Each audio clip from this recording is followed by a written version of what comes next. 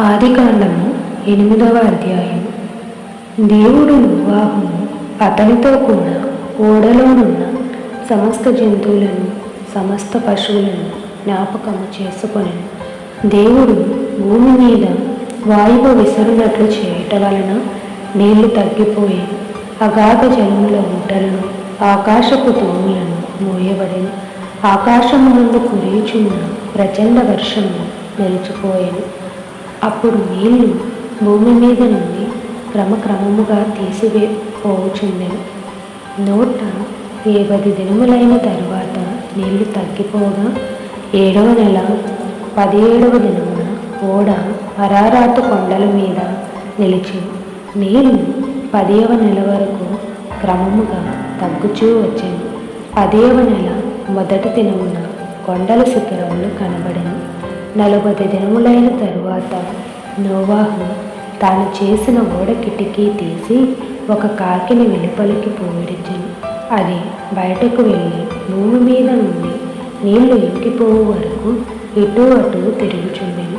మరియు నీళ్లు నేల మీద నుండి తగ్గినవో లేదో చూచుటకు అతడు తన యుద్ధ నుండి నల్ల పావురం ఒకటి వెలుపలికి పోవిడిచెను.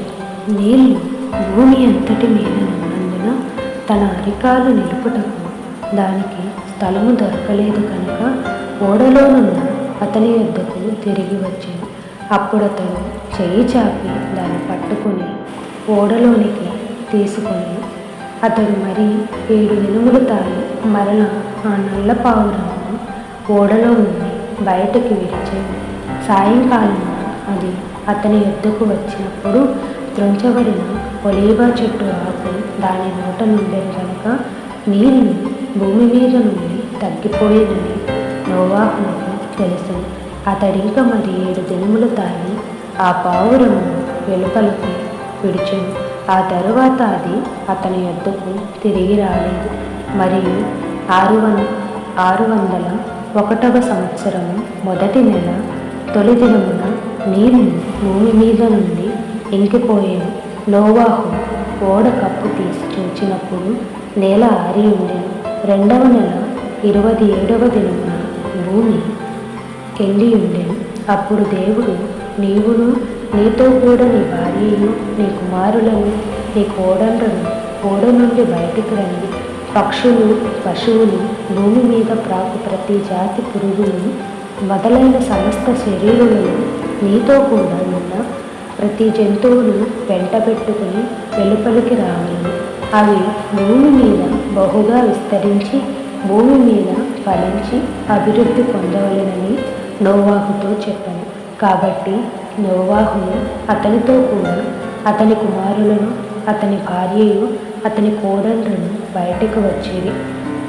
ప్రతి జంతువును ప్రాకు ప్రతి పురుగును ప్రతి పిట్టయు భూమి మీద సంచరించునవన్నీ వాటి వాటి జాతుల చొప్పున ఆ ఓడలో నుండి బయటకు వచ్చాను.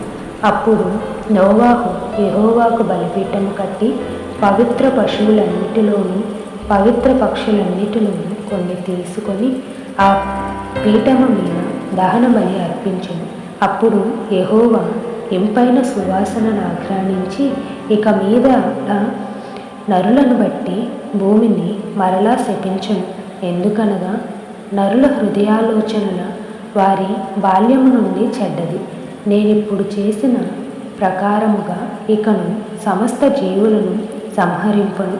భూమి నిలిచి ఉన్నంత వరకు పెదకాలమును కోతకాలమును శీతోష్ణములను వేసవి శీతాకాలములను రాత్రింబగళ్లను ఉండక మానవని తన హృదయములో అనుకొనెను.